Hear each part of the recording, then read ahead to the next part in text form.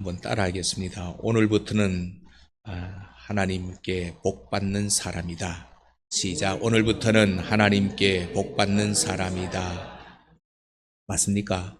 예, 오늘부터 나는 꼭 하나님께서 나에게 복 주시기로 작정하시는, 하나님께서 오늘부터 내가 너에게 복을 주겠다, 오늘부터 내가 너에게 복을 주겠다라고 하는 이 음성이 오늘 저와 여러분을 온전히 사로잡아서 하나님의 복을 놓치지 않는 그런 은혜가 있게 되기를 주님의 이름으로 축복합니다.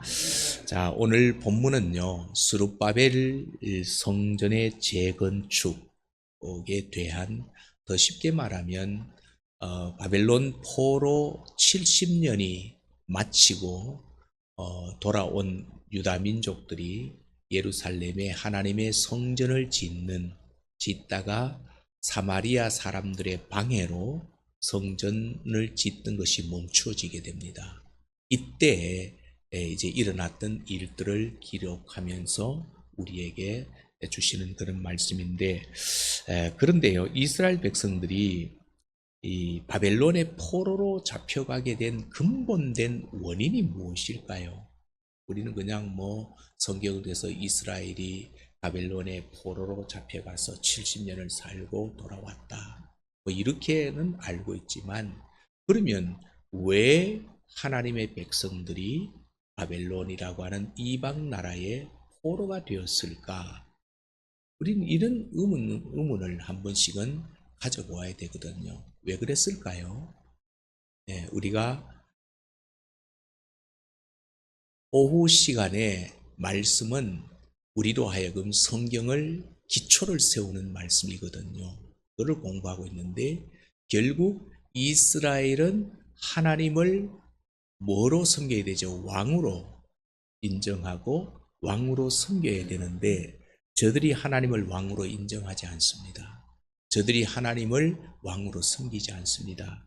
그리고 힘의 논리에 따라 힘 있는 자가 왕이 되어 이방 우상을 섬기고 해나갈 때, 하나님은 선지자들을 보내셔가지고 내게로 돌아와라, 이 말은 나를 왕으로 섬겨라, 내가 진짜 왕이다, 이렇게 계속 말씀을 하시는데도 듣지 않거든요.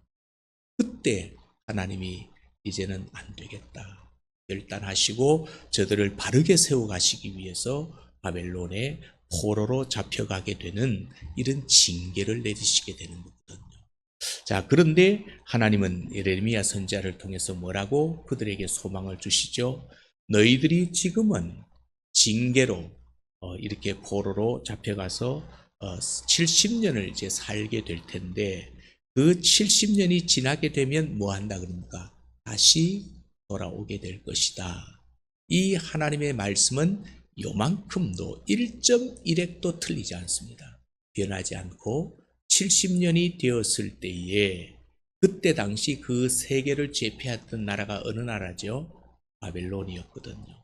그런데 이 바벨론을 이기는 자가 나타납니다. 그 사람이 누굽니까? 바사라고 하는 나라. 이 바사라라고 하는 나라가 바벨론을 점령하고 바벨론을 물리치고 이제 다시 한번 세계의 패권이 바뀌게 되어지는데, 그때 왕이 누구죠? 고레스라고 하는 왕이죠. 근데 이 고레스의 왕을 하나님이 그의 생각을 움직이십니다. 뭐라고 움직이시는가 하면은, 모든 유다인들은 다 본국으로 돌아가라. 여러분, 이게 쉬운 것입니까? 쉽지 않는 거거든요. 그런데 성경은 분명히 하나님이 고레스를 움직이셨다 그랬습니다. 하나님이 고레스를 움직이니까 그 이방 나라의 왕이 이 지금까지 70년 동안 포로 생활하고 있던 모든 유다인들은 다 본국으로 돌아가라, 이렇게 말을 하게 되어서 이제 본국으로 돌아오게 되는 거거든요. 그래서 이들이 이제 본국으로 돌아와서 귀향에서 뭘 가장 먼저 하는가 하면 성전을 건축하는 일을 가장 먼저 했다. 요까지는 우리가 이제 대충 알고 있어, 그죠? 그런데 저는 이런 질문을 한 번 더 하게 됩니다. 어떤 질문을 하게 되냐면, 이 70년 동안 이 포로 생활을 하다가 지금 백성들이 자기가 살던 고향으로 돌아왔거든요. 자기가 살던 집이 있을까요? 이미 폐허가 다 되어버렸습니다. 앞으로 어떻게 살아가야 될지 아무도 막막합니다. 오기는 왔는데 막막하거든요. 그러면 저들이 가장 먼저 해야 될 일이 무엇일까요? 예, 인간적으로 생각하면 가장 먼저 자기가 살아갈 터전을 마련하는 거거든. 내 살 집을 짓고 그 다음에 내가 앞으로 어떻게 살아야 될 것인가 방법을 찾고 이거를 다 하는 것이 먼저인데, 그러면 이들은 왜 성전을 먼저 건축했을까요? 여러분 성경 읽으시다 궁금하지 않습니까? 무조건 뭐 성경에 적혀 있으니까 그런갑다라고 그냥 읽어가기보다는 왜 이런 상황이라면 내 같으면 내가 당장 발 뻗고 누워 잘 수 있는 그런 공간도 없고 입고 먹고 마실 수 있는 이런 것도 다 준비가 안 돼 있는데 왜 이렇게 성전을 먼저 지었을까? 그 이유는요, 성경에 분명하게 말씀하고 있습니다. 여러분 학교에서 1장으로 한번 넘어가 보실래요? 1장. 자, 8절을 한번 읽어봅시다. 8절. 자, 8절요. 1장 8절. 자, 시작. 너희는 산에 올라가서 나무를 가져다가 성전을 건축하라. 그리하면 내가 그것으로 말미암아 기뻐하고 또 영광을 얻으리라. 여호와가 말하였느니라. 아멘. 자, 포로 70년을 살다가 돌아왔습니다. 그런데 그들이 마음속으로는 얼마든지 나의 삶의 터전을 만들고 싶고 짓고 싶었지만, 그런데 하나님이 뭐라 그래요? 내 성전을 먼저 지으라. 내 성전을 지으라. 그러니까 이거는 그들이 돌아와서 성전을 짓게 된 것은 왜죠? 하나님의 명령이었습니다. 하나님의 명령이었거든요. 그래서 성전 건축을 시작하기는 했지만은 사마리아 사람들의 방해로 성전 공사가 한 14년이 중단이 됩니다. 14년이 중단이 되게 되는데 왜 중단이 되었다고요? 예, 사마리아 사람들의 방해로. 그런데요, 오늘 본문을 읽어보면 그거는 그냥 눈에 보이는 한 가지의 이유에 지나지 않고 진짜 이들이 성전을 중단하게 된 그 이유를 학개서 2장 19절이 말해줘요. 자, 19절을 한번 읽어볼까요? 19절 읽어봅시다. 시작.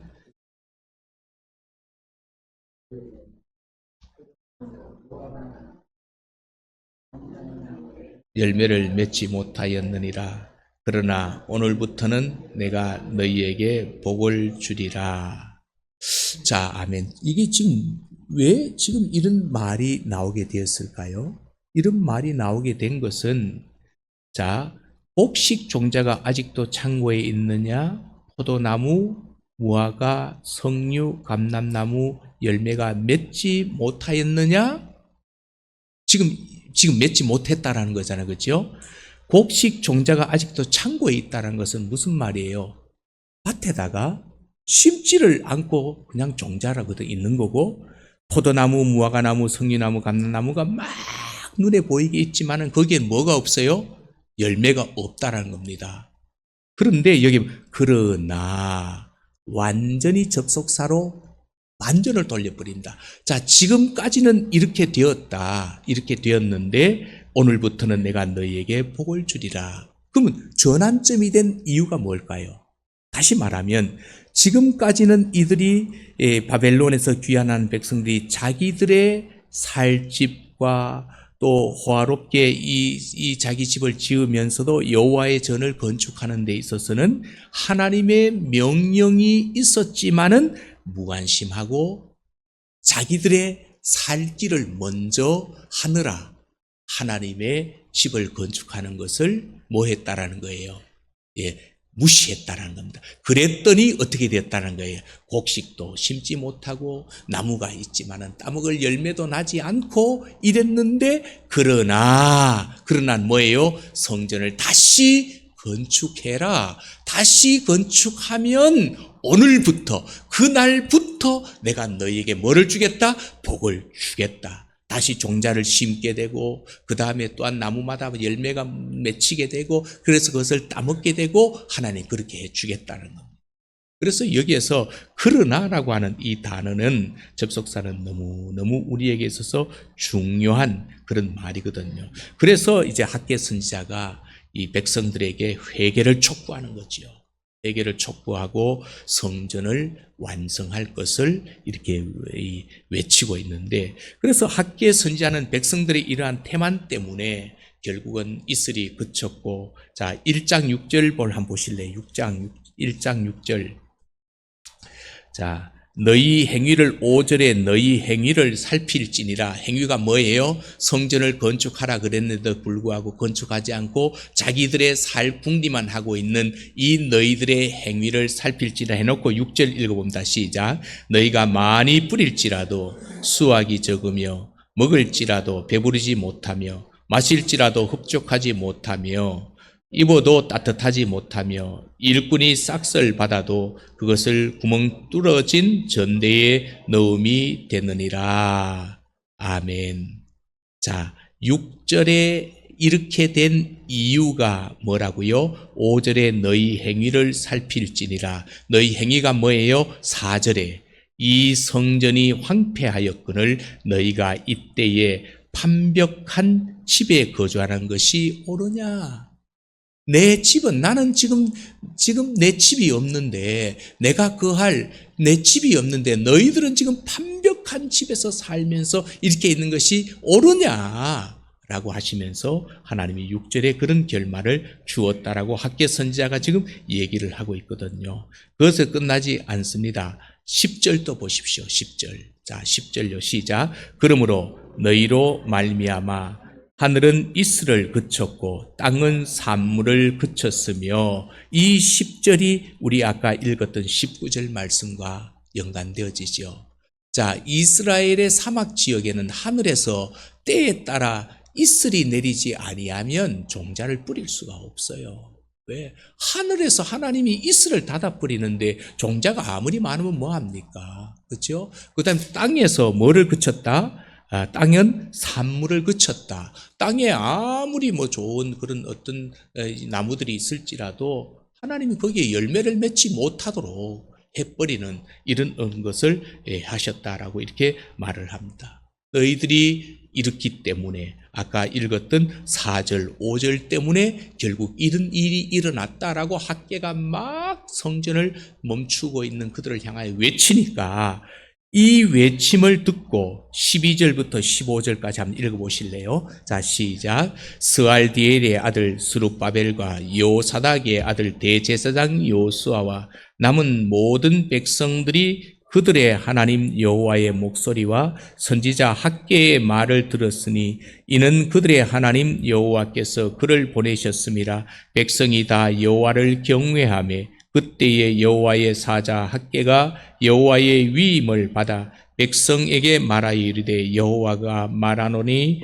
내가 너희와 함께 하노라 하니라. 여호와께서 스알디엘의 아들 유다 총독 스룹바벨의 마음과 여호사닥의 아들 대제사장 요수아의 마음과 남은 모든 백성의 마음을 감동시키심에 그들이 와서 만군의 여호와 그들의 하나님의 전 공사를 시작하였으니 그때는 다리오 왕 제2년 여섯째 달 24일이었더라. 아멘.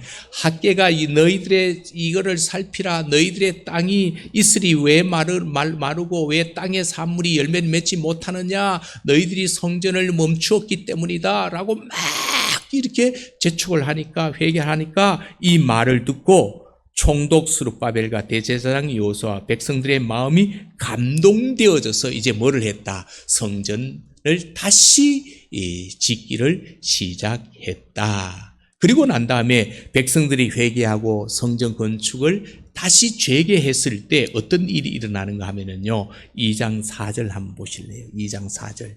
자, 2장 4절 한번 읽어봅시다. 시작. 그러나 여호와가 이르노라. 스룹바벨아 스스로 굳세게 할지어다. 여호사닥의 아들 대제사장 여호수아야 스스로 굳세게 할지어다. 여호와의 말이니라. 이 땅 모든 백성아 스스로 굳세게 하여 일할지어다. 내가 너희와 함께 하노라. 여호와의 말이니라. 아멘. 자, 이렇게 이 성전 건축을 재개하였을 때 하나님께서는 학계 성전을 통하여 성전을 다시 건축하려고 하는 자들을 격려하고 계시거든요.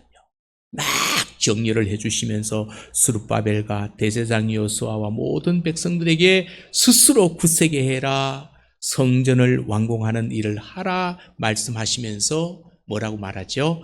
여호와 하나님이 친히 성전을 완공하는 일에 참여한 그들과 함께해 주겠다, 이렇게 약속해 주시거든요.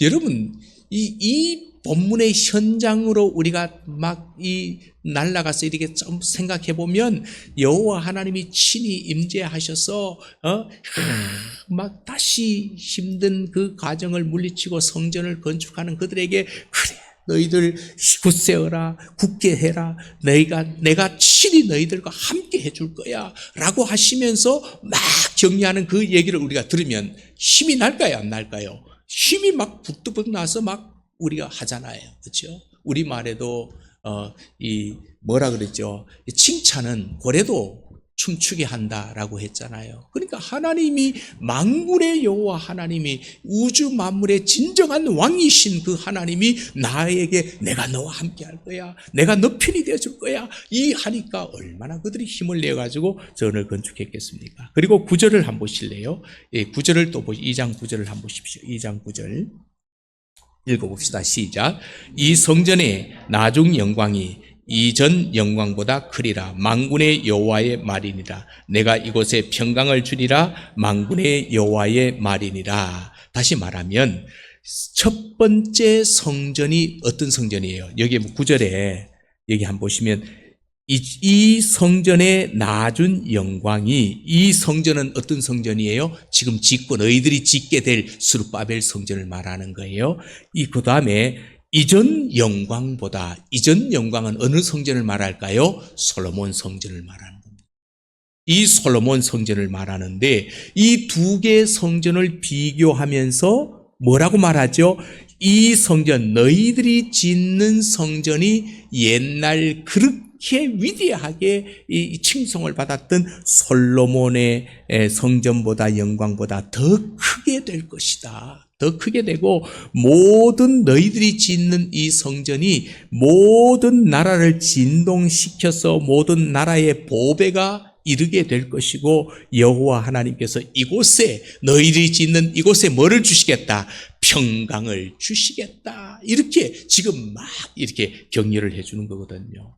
자, 이런 하나님의 이 격려와 선포는 이스라엘 백성들에게 큰 위로와 힘이 분명히 되어서 성전을 완공하게 되거든요. 오늘 간절히 바라기는 저와 여러분들이 하나님을 섬기고 또 교회를 섬기고 하나님의 가장 소원인 한 영혼을 주님께로, 하나님께로 돌아오게 하는 이 일을 위해서 살아가는 여러분들에게 하나님의 이런 위로와 하나님의 이런 격려가 날마다 들려질 수 있게 되기를 주님의 이름으로 축복합니다.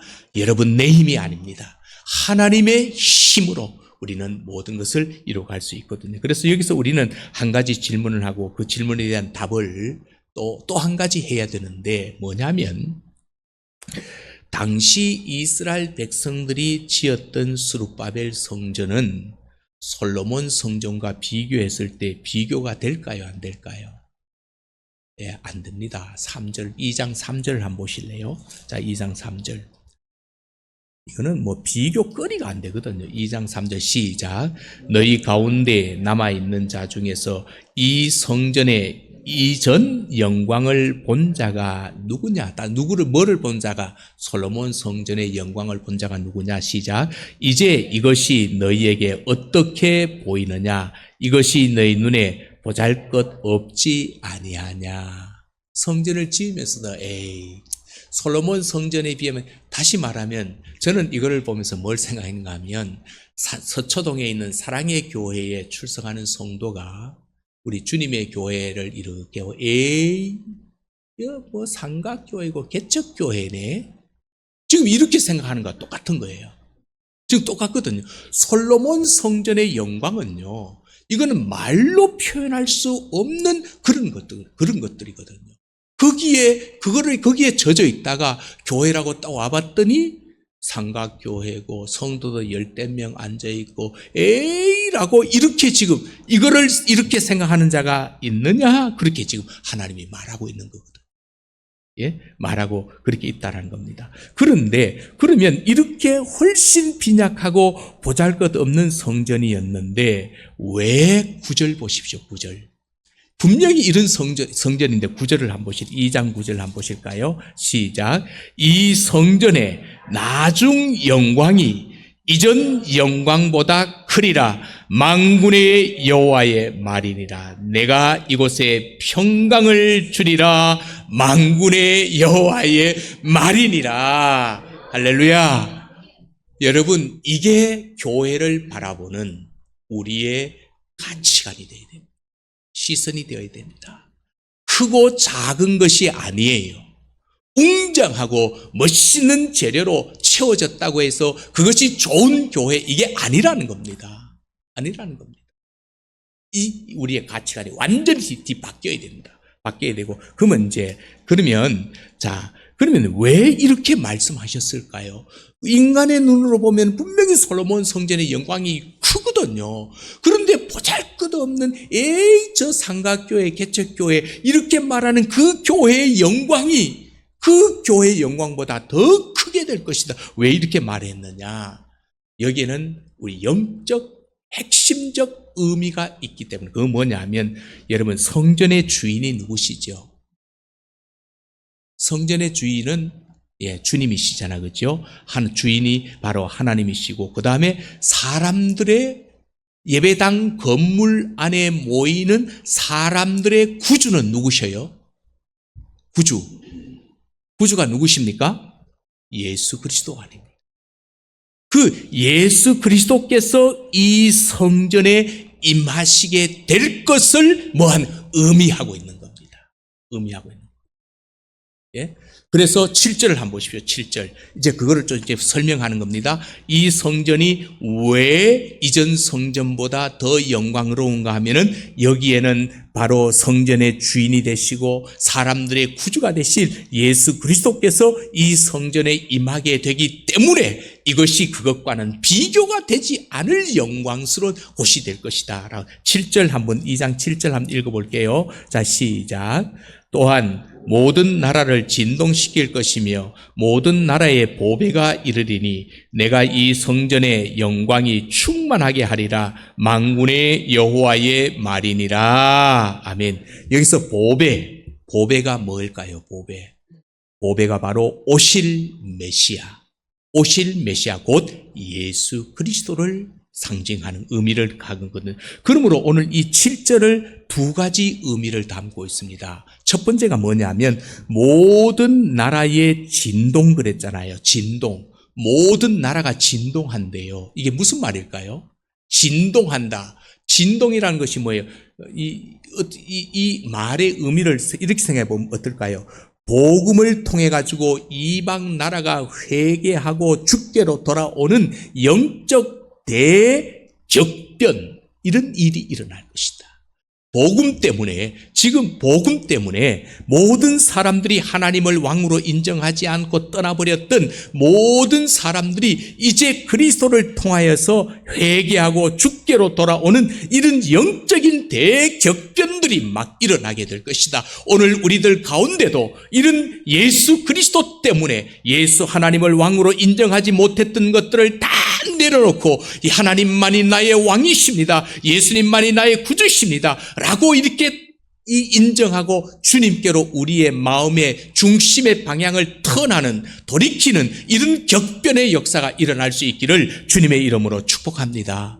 이런 일이 일어나게 된다는 것. 그 다음에 또 7절 한번 보실래요? 모든 나라의 보배가 이른다. 보배가 이른다. 이 말은요, 이방인들이 하나님께 가져올 무수한 보배로운 예물, 이런 뜻도 된다라는 거죠. 이런 것인데, 그래서 8절에 하나님이 부연 설명을 하시면 뭐라 그랬죠? 이방인들이 하나님께로 나올 때 모든 보배로운 예물을 다 가지고 오는 것은 하나도 이상하지 않다. 왜 이상하지 않다? 8절, 2장 8절 읽어볼게요. 시작. 은도 내 것이요 금도 내 것이라 만군의 여호와의 말이니라. 할렐루야. 하나님이 이렇게 지금 그들에게 말씀을 해주고 있다는 것이죠. 그리고 이런 일들이 일어나는 이 성전에 그리스도께서 오셨습니다. 오심으로 뭐가요?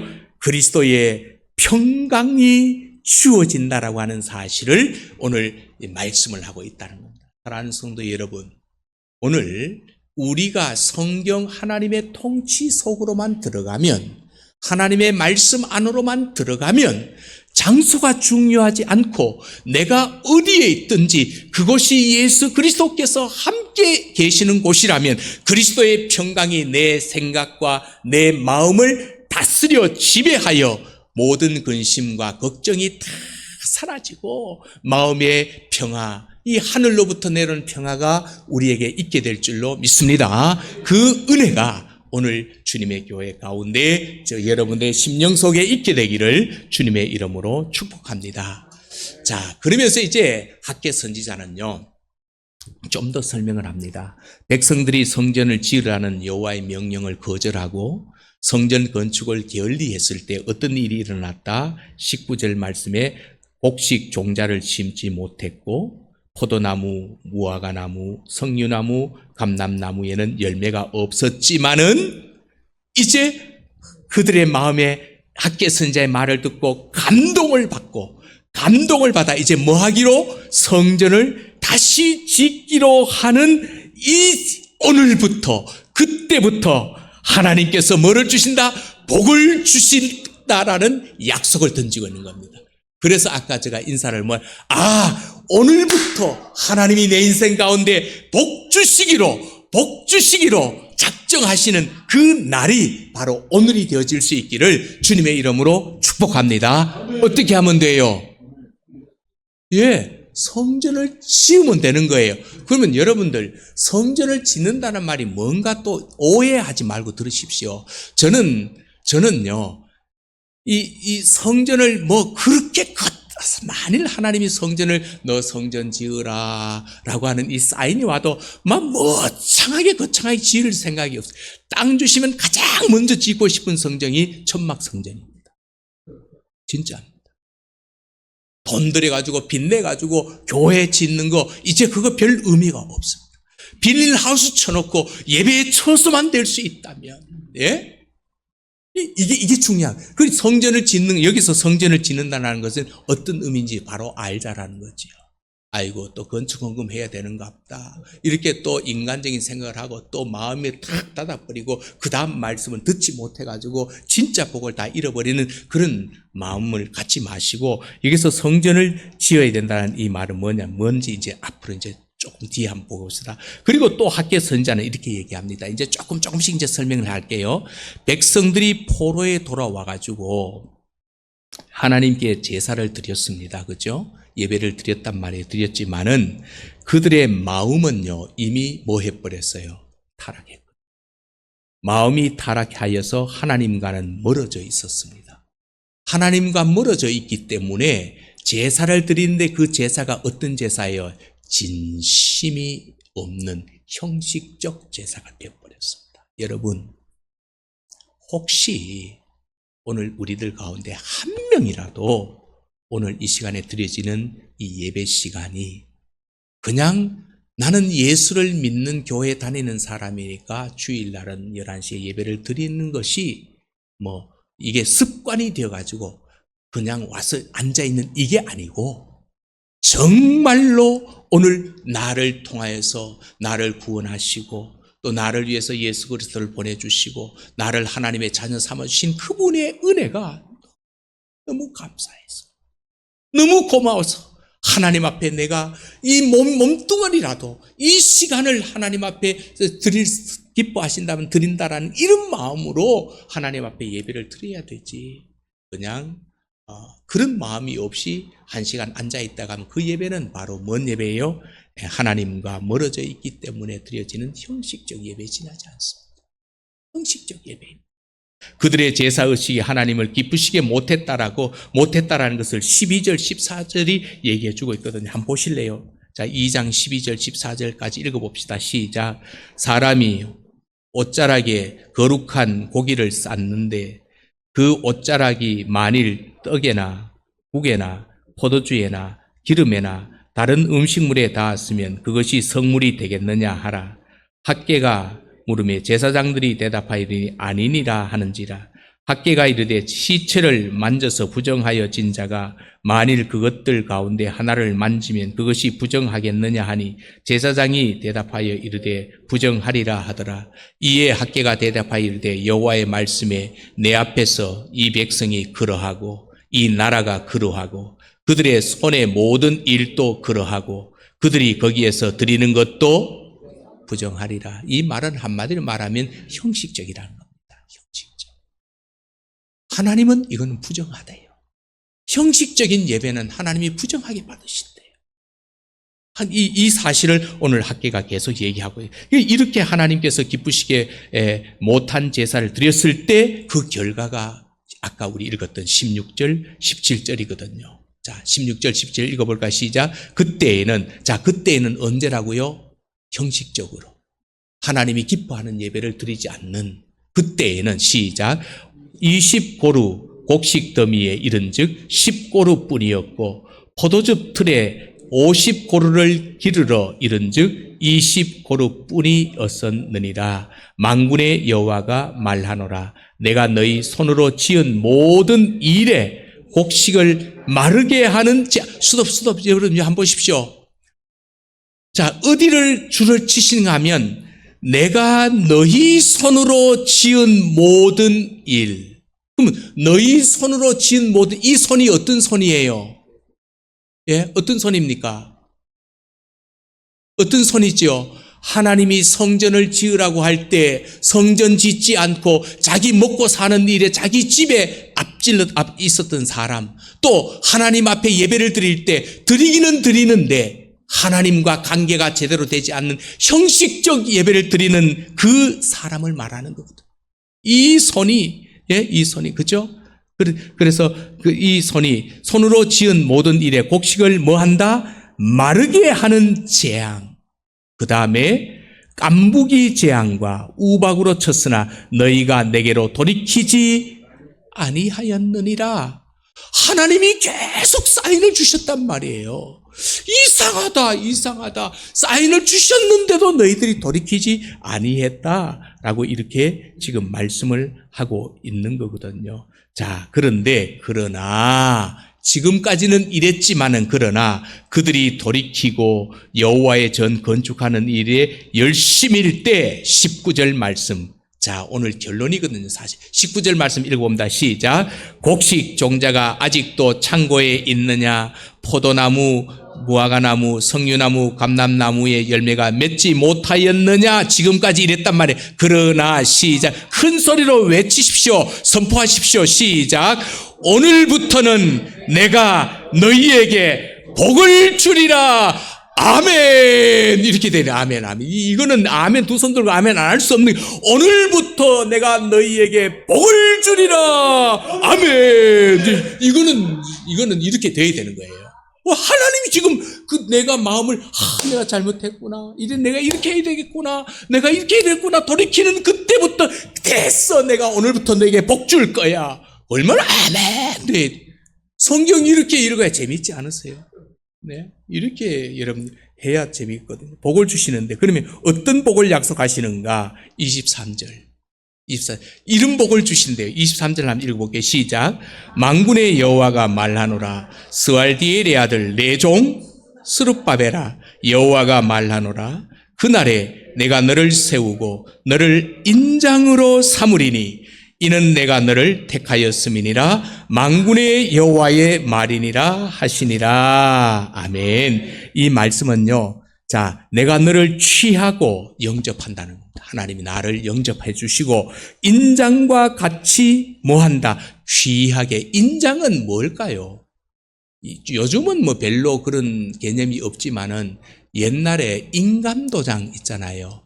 인감도장과 막도장은 달라요. 그렇죠? 인감은 곧 나거든요. 근데 막도장은 뭐 그런데 인감이 찍혔다면 이거는 빼도 박도 못하는 거잖아요. 지금은 뭐 다 모든 것이 전자로 이렇게 다 돼서 그런 개념이 많이 사라졌지만 여기서 말하는 인장과 같이 귀하게, 다시 말하면 너를 누구같이? 나같이. 너는 나야. 이거는 어디서 배웠죠? 창세기에서 배웠잖아요. 이게 하나님의 원리거든요. 너는 나같이 내가 여기고 그 다음에 영화롭게 하시겠다라고 이런 의미가 바로 23절의 의미거든요. 사랑하는 성도 여러분, 하나님께서 저와 여러분을 영접해 하시고 우리를 하나님처럼 귀하게 여기시고 우리를 영화롭게 하시는 이 은혜의 복이 우리의 삶 가운데 있게 되기를 주님의 이름으로 축복합니다. 그렇다면 여기에서 그럼 그날에 그랬거든요. 그날에 그랬거든요. 그날에. 언제 이런 일이? 그날은 언제예요? 다시 말하면 하나님께서 세상 끝날에 행하실 대심판의 날을 가리키는 거거든요. 문자적으로는 대심판의 날을 가리키는 건데 이 모든 요동석 심판날에 어떻게 될까요? 하늘의 천사장의 나팔 소리와 함께 천사들이 이 구름 가운데 주님이 재림하실 때 밑에서는 막 얼마나 막 이 격동이 일어나겠습니까? 그 속에서도 너를 어떻게 안전하게 해주시고 하나님의 구원을 받게 된다라는 이런 의미거든요. 자, 그렇다면 여러분, 우리가 이제 오늘 이제 결론을 이제 맺으면서 어떤 말씀을 제가 전하고 싶은가 하면, 아까 제가 성전을 지어야 된다 그랬잖아요.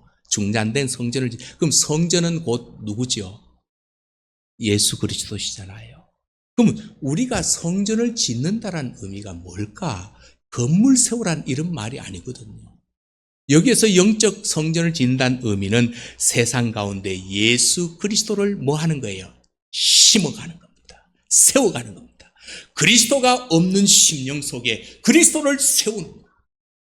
이 그리스도가 없는 미전도 종족들에게 그리스도를 세우는 겁니다. 이거거든요. 자, 그러면 이 성전에서 우리가 전해야 할 복음, 그리스도를 세워야 될 이 복음이 무엇이어야 되는가? 이게 이제 오늘 복음의 뭐라고, 오늘 제목이 바로 뭐예요? 복음의 목적이잖아요.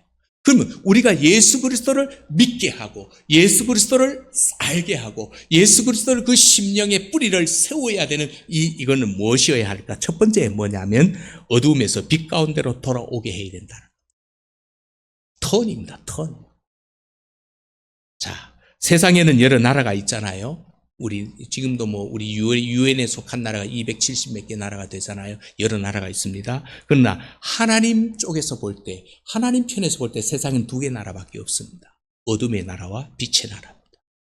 그래서 그러므로 하나님께서는 어둠의 나라에서 빛의 나라로 돌아오도록 깨우치라 이 말입니다.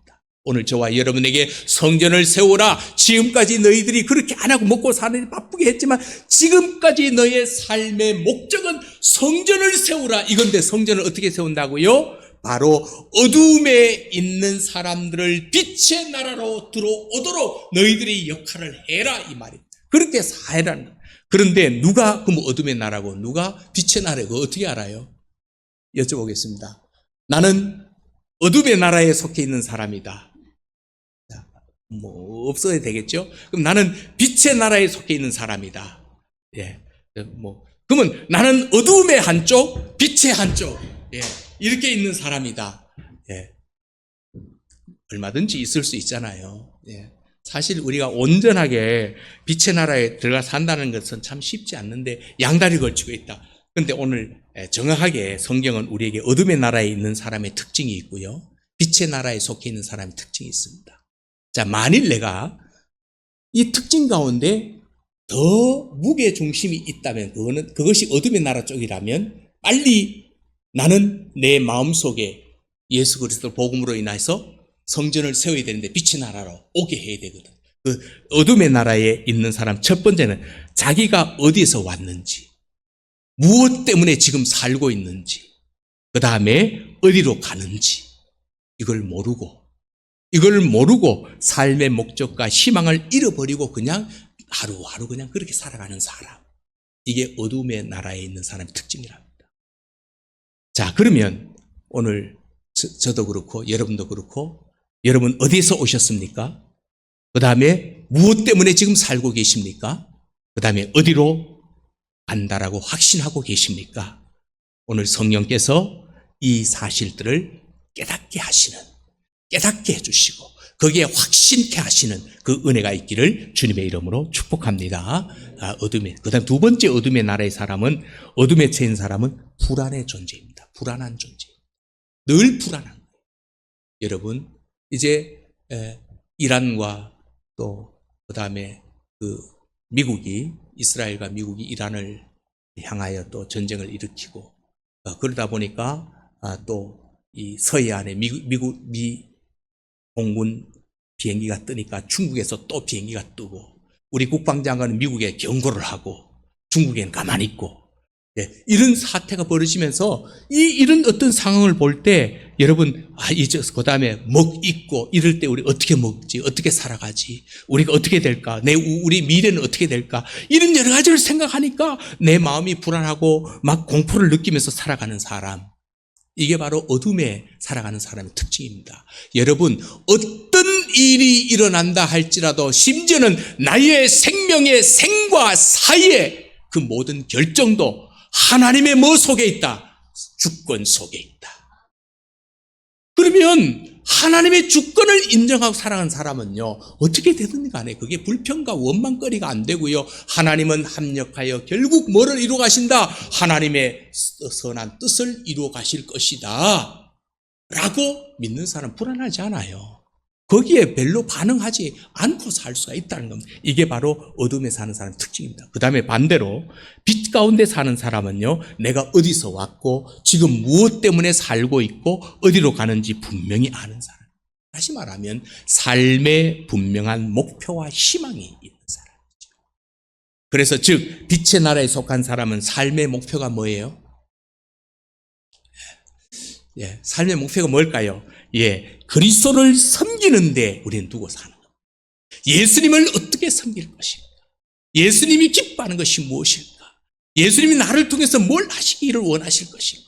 이게 우리의 삶의 목적이에요. 그래서 그리고 또 한 가지는요, 마음의 확신과 평안이 있습니다. 예수 빛 가운데 있는 사람은요, 죄책에 대한 용서의 확신이 있습니다. 분명히 난 죄인이에요. 그런데 예수 그리스도께서 나의 죄 때문에 십자가에 못 박혀 죽으심으로 나는 죄 사함을 받았다 확신이 있는 거예요. 흔들리지 않습니다. 그 다음에 하나님을 섬기며 사는 것이 세상의 어떤 것보다도 귀하고 가치 있다는 것을 알고요. 그러니까 하나님 섬기는 것이 다른 것과 양보가 안 되는 거예요. 오직 주님 섬기는 일이 우선순위인 거예요. 그리고 죽음이 다가와도, 나에게 죽음이 다가와도 죽음 건너편에 뭐가 있어요? 부활의 아침이 나를 기다리고 있기 때문에 영원한 생명에 대한 확신이 있기 때문에 그것이 두렵지 않아요. 이 확신. 그래, 나는 어차피 한 번은 죽는다. 세상 말로 성경은 죽는다는 단어를 안 써요. 잔다라 그러죠. 한 번은 잠자리에 들지만 그러나 주님 오실 때 나는 반드시 다시 살아날 거야. 주님처럼 부활할 거야. 그래서 주님의 영원한 나라에 난 들어간다. 이 확신. 그러니까 우리 마음속에 뭐 평안이 있는 거죠. 이런 확신이 있으니까 마음에 평안이 넘칠 수밖에 없는 거거든요. 죽음 앞에서도 하나님을 천국을 바라보면서 주님 빨리 나를 불러가십시오. 나를 불러가십시오. 저는 이런 분 많이 봤거든요. 목사님, 주님이 보이는데 나를 부르지 않아요. 주님이 분명히 저기 계시는데 내가 빨리 그 주님께 가고 싶은데 자꾸 이렇게 안 부르시네요. 이런 분들이 병원에 가서 신방하다 보면 계시더라고요. 그분들은 바로 뭐예요? 바로 빛 가운데 사는 사람이거든. 이런 은혜가 있다. 그래서 오늘 여러분은, 저와 여러분, 빛 가운데 거하는 사람입니까? 아니면 어둠의 나라에 있는 사람입니까? 어디에 계세요? 그러면, 자, 대답 잘 하셨습니다. 안 하신 분들은 조금, 요 말에 대해서는 잘 안 하신 것 같은데, 그런데 꼭 하셔야 되는데, 빛 가운데 내가 거한다는 확신이 있다면, 그렇다면 어두움의 나라에 있는 사람들을 빛 가운데로 돌아오도록 복음을 전하는 삶을 사시기를 주의 이름으로 축복합니다. 이렇게 하면 오늘부터 내가 너에게 복을 주리라. 멋있지 않습니까? 그 다음에 하나만 더 합시다. 자, 사탄의 권세에서 벗어나 하나님께로 돌아오도록 해야 됩니다. 사탄의 권세에 붙들려 있는 사람들 많거든요. 사탄에게 붙들려 있는, 세상에는 빛과 빛의 어둠의 두 세계로 나눠진다 그랬잖아요. 어둠의 나라, 빛의 나라, 나눠지듯이 이 세상의 권세도 두 개입니다. 하나님의 권세, 사탄의 권세. 두 개가 있거든요. 그러면 사탄은 본래 뭐였죠? 천사, 네, 어떤 천사였어요? 예, 천사장이었거든요. 천사장이었는데, 왜 사탄이 됐죠? 하나님의 지위를 찬탈하려고 천사 3분의 1과 함께 반역을 일으키다가 실패해가지고 공중 권세 잡은 자로 이제 추락을 하게 되는 거거든요. 그래서 자기가 기한이 다할 때까지, 자기 기한이, 성경 계시록에 보면은요, 하나님이 사탄의 기한을 정해 주셨어요. 그 기한이 다할 때까지 사람을 미혹합니다. 사람을 미혹해가지고 하나님을 반역하게 합니다. 하나님 믿지 못하게 합니다. 그러나 사탄의 종국은 뭐라 그랬죠? 예, 유황불이 타는 불못에 던져지는 것. 이게 사탄의 종말입니다. 그렇다면 이 세상을 지배하는 사탄의 전략, 이 전략은 어떤 것이 있는가를 우리 아셔야 돼요. 이게 너무 잘 아셔야 돼요. 자, 첫 번째 우리 에베소서 2장 2절에서 3절. 요거는 사탄이 우리를 무너뜨리기 위한 전략입니다. 자, 에베소서 2장 2절에서 3절 한번 찾아봅시다.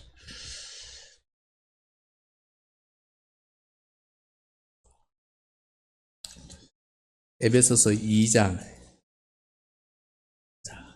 311쪽입니다. 319 신약 성경 311쪽. 자, 2장 2절 3절 읽을게요. 시작. 그때에 너희는 그 가운데에 행하여 이 세상 풍조를 따르고 공중의 권세 잡은 자를 따랐으니 곧 지금 불순종의 아들들 가운데 역사하는 영이라. 전에는 우리도 다 그 가운데서 우리 육체의 욕심을 따라 지내며 육체와 마음에 원하는 것을 하며 다른 이들과 같이 본질상 진노의 자녀이었더니, 자, 사탄이 우리를 우리를 다스리기 위한 전략 중에 하나가 뭐냐 하면요, 3절에 그 답이 나와요. 3절에 뭐라 그랬죠? 육체의 마음에 원하는 것을 하여, 다시 말하면 정욕으로 이 세상을 사탄은 지배하려고 합니다. 욕심. 그래서 이 사람의 마음속에 욕심을 일으킵니다. 탐욕으로 말미암아 넘어뜨리려고 합니다. 그러므로 성경은 뭐라 그랬죠? 육신의 정욕, 안목의 정욕, 그 다음에 이생의 자랑에 잡혀서 내가 살게 된다면, 잡혀서 산다면 사탄에게 이끌려 다니는 중에 있는 겁니다. 안 되는 거예요. 사탄의 나를 무너뜨리는 전략입니다. 또 하나가 더 있습니다. 자, 고린도후서 4장으로 갈게요. 고린도후서 4장. 에베소서 앞에로 오시면 됩니다. 고린도후서 4장 3절 4절.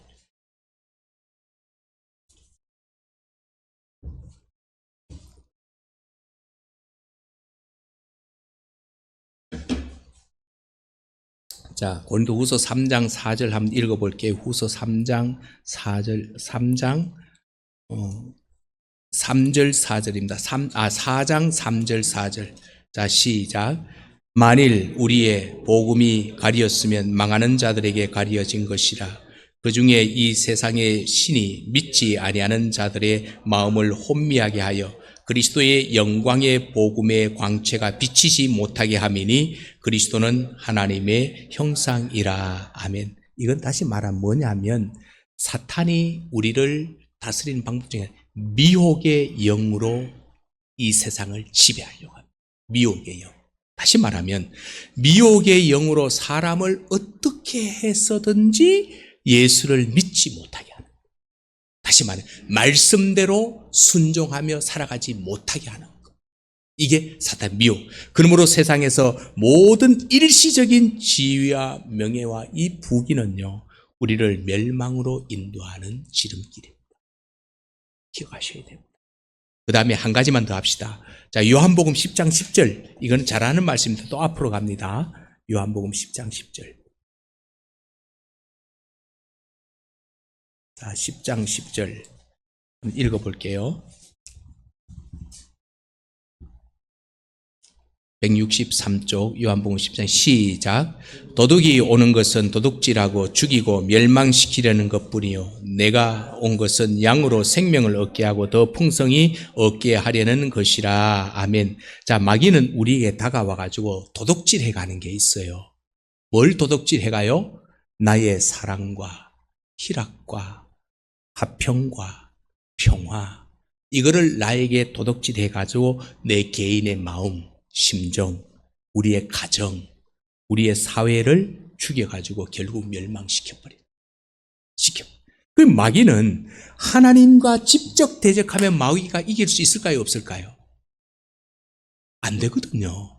안 되니까 하나님의 형상과 모양대로 지음받은 사람들을 멸망의 길로 이끌어가지고 하나님께 고통을 주는 거예요. 하나님을 대적하는. 하나님 직접은 안 되니까 하나님의 모양과 형상대로 지음받은 인간들을 타락시켜가지고 하나님을 고통스럽게 합니다. 이게 사탄의 전략입니다.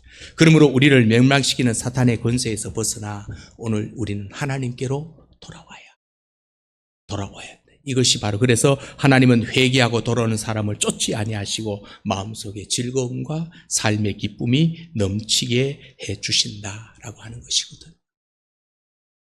자, 그러면 여기에서 또 한 가지가 죄사함을 받게 해야 합니다. 제가 지금 뭘 하고 있는 중에 있죠? 성전을 지어야 되는데 우리 성전을 짓는 것은 뭐라고요? 예수 그리스도를 세워가는 겁니다. 그리스도를 심는 거거든요. 그리스도를 지어가는 거거든요. 그러면 그리스도를 지을 때 어떤 일이 일어나야 된다고? 어두운 데서 빛 가운데로 우리는 인도하게 해야 된다. 그 다음에 뭘 해야 된다고요? 어두운 건 빛 가운데서 인도할 뿐만 아니라 두 번째로는 사탄의 권세로부터 벗어나서 하나님께로 돌아오게 해야 된다. 그런데 하나님께로 돌아오게 해야 되는데 사탄은 우리를 지배하는데 뭘 지배한다? 정욕으로 지배한다. 두 번째로는 미혹의 영으로 우리 지배한다. 세 번째는 우리의 것들을 도둑질해가지고 우리를 넘어뜨리게 해가지고 결국은 하나님께로 돌아가지 못 이리 한다라는 것. 그리고 이제 마지막 이제 세 번째가 뭐냐면 죄사함을 받게 해야 합니다. 여러분 죄사함 받으셨습니까?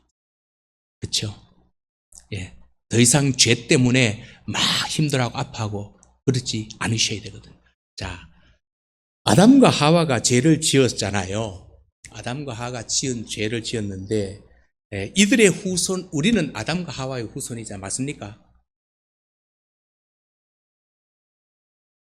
선조가 누구세요? 이렇게 물으시면 예, 저는 조자, 지자, 숫자입니다. 이렇게 대답하면 그거는 육신의 내 몸뚱어리가 이 땅에 있게 된 우리 조상, 우리 시조 이름이고 진짜 우리는 믿음 안에서 사실 그 족보는 뭐 우리 몰라도 별 문제가 없는데 이 세상에 살다 보니까 또 모르고는 또 안 되니까 또 아는 건데 우리의 시족은 누구죠? 아담이죠.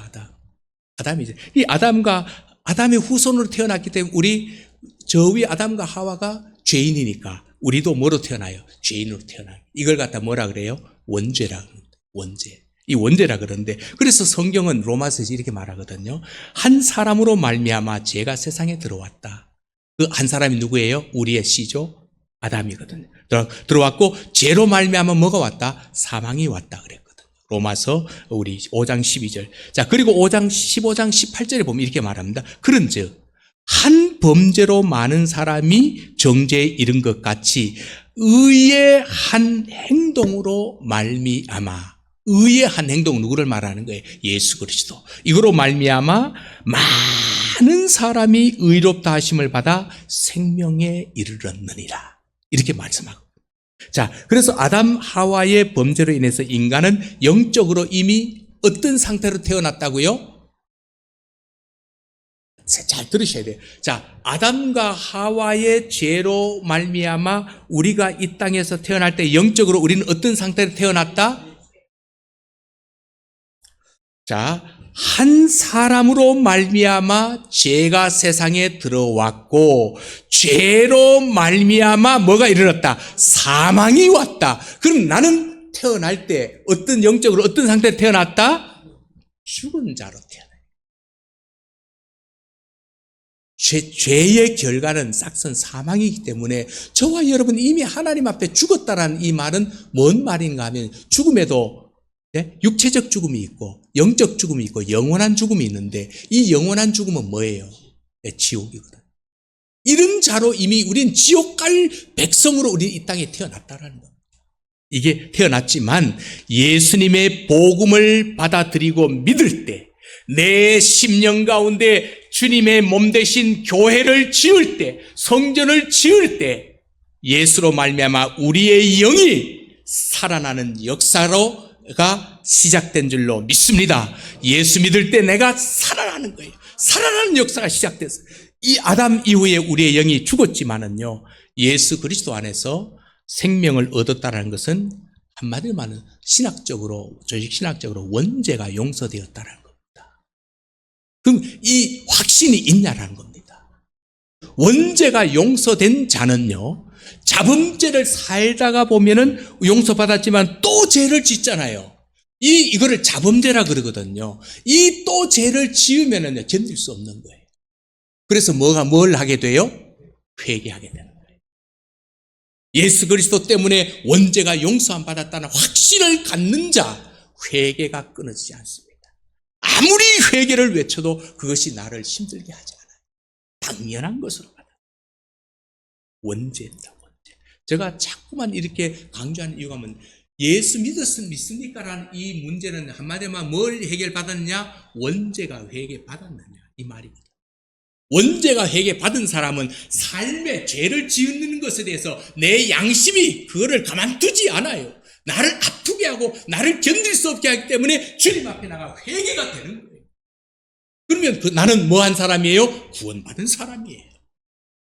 그런데 내가 죄를 지어도 이렇게 마음대로 살아도 아무 그리낌 없고 그냥 변명하고 이렇게 산다면 아하, 내가 원죄에 대한 용서에 대한 확신이 있나? 의심 좀 한번 해봐야 돼요. 자, 그래서 예수님께서 십자가에 달리시기 전에 제자들과 마지막 유월절을 지내실 때 예수님은 그렇게 했거든요. 제자들의 발을 씻기시면서 제자들을 향하여 이미 목욕한 사람은 발밖에 씻을 필요가 없다 그랬잖아요. 그렇죠? 그런데 여기서 목욕은 뭘 말하는 거예요? 바로 구원을 말하는 거거든요. 원죄가 용서받은 걸 말합니다. 그 다음에 발밖에 씻을 것이 없다. 그 발에 묻은 먼지와 티끌은 뭐 해야 된다는 거예요? 씻어야 된다는 거예요. 그럼 발은 뭐예요? 우리의 일상생활의 행위입니다. 행위인데 먼지와 티끌은요, 일상생활을 하면서 발에 묻은 먼지, 우리의 죄를 말하는 거예요. 그러므로 우리들은 일상생활에 짓는 죄를 주님께 다 고백하고 하면 주님께서 깨끗하게 씻어주신다라고 분명히 말씀을 하고 있거든요. 그래서 요한 1장 9절에 보면 만일 우리가 우리 죄를 자백하면, 만일 그런다는 것은 뭔 말이에요? 자백하는 사람도 있고 안 하는 사람도 있다는 말입니다. 죄를 짓고 회개하는 사람이 있고 회개 안 한 사람이 있는데 만일 네가 회개하면 저는 미쁘시고 의로사 우리 죄를 사하시며 모든 불의에서 우리를 깨끗하게 하시느니라. 이 말씀으로 우리 확신을 가질 수 있어야 된다. 예? 그러므로 사랑하는 성도 여러분, 오늘 이처럼 복음의 목적은 본문 제목이죠. 복음의 목적은 죄를 사함에 있으므로, 죄 사함에 있으므로 복음을 들은 우리들은 우리 하나님께서 우리의 모든 죄를 다 용서해 주셨다라고 하는 사실을 확실하게 요만큼도 흔들림 없이 믿어야 되는 줄로 믿습니다. 그래서 우리는 어둠 가운데 있는 자들을 빛 가운데로 돌아오게 해야 되고, 그걸 믿는다면 또 사탄의 권세에 있는 자들을 하나님께로 돌아오게 해야 하고, 죄가 용서받도록 복음을 전해야 합니다. 왜? 이게 복음의 목적이기 때문에. 그래서 이런 삶을 살기로 오늘 말씀을 듣고 결단하는 사람은 19절에 하나님이 약속하신 대로 오늘부터 내가 너희에게 복을 주리라. 아멘. 이게 내게 되는 거죠. 그래서 이제 한 주간 동안 우리는 이렇게 살면서 하나님 주실 복을 날마다 따먹으면 되는 거거든요. 복 쫓아가지 마시고 복은 주시는 것을 받는 거예요. 누리는 거예요. 꼭 기억하셔서 복을 따먹는 우리 주님의 교회 모든 예배자들 다 되시기를 주님의 이름으로 축복합니다.